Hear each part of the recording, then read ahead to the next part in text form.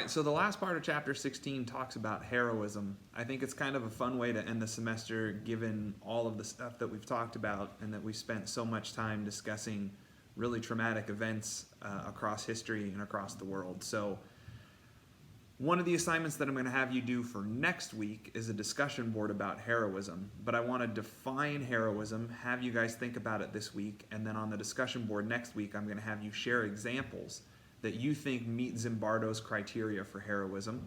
And then we can look at each other's examples and make some responses to what we think of the examples and how they fit into the framework that Zimbardo provides. So there is a definition on page 466 of the book. And Zimbardo says the following. He says, heroism can be defined as having 4 key features. First, it must be engaged in voluntarily. Second, it must involve a risk or potential sacrifice, such as the threat of death, an immediate threat to physical integrity, a long-term threat to health, or the potential for serious degradation of one's quality of life. Third, it must be conducted in service to one or more other people or the community as a whole. And fourth, it must be without secondary extrinsic gain anticipated at the time of the act. So just to go over those briefly, the first thing, it has to be a voluntary act. You can't be compelled to do it. The second, you have to risk something. You have to sacrifice either your own safety at the time or long-term health or the degradation of your life. It can be a sacrifice of a job or position or financial security. It has to be conducted in the service of somebody else. You can't be heroic for your own self. It has to be for somebody else. And lastly, it must be without extrinsic gain anticipated at the time. So if you're going to go help someone and you think, this is going to make me rich, or I'm going to be Instagram famous, is that a thing? I'm going to be trending on the snappy snaps. That's something that you have to, you can't be thinking about at the time. So we might not all agree with this definition of heroism. I don't always agree with all of these points, but I do think it's interesting to kind of figure out heroism within this framework.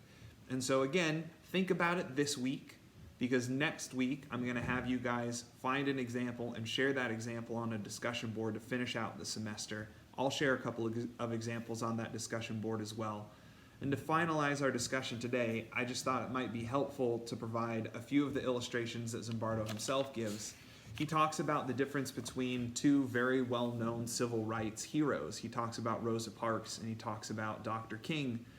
He mentions that both of them are heroes, but one of them, Dr. King, kind of had this chronic heroism. His heroism was lasted a long period of time.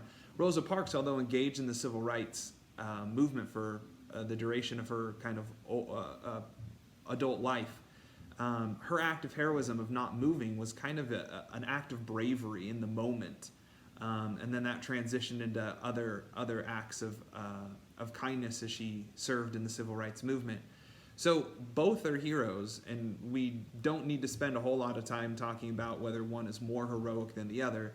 The idea is that we kind of all have the ability at times to be able to stand up and do something that's brave, something that changes people's lives that are around us. We can be heroic. And again, just like we learned this semester when it comes to something like conformity, if one person does it, another person is more likely to do it.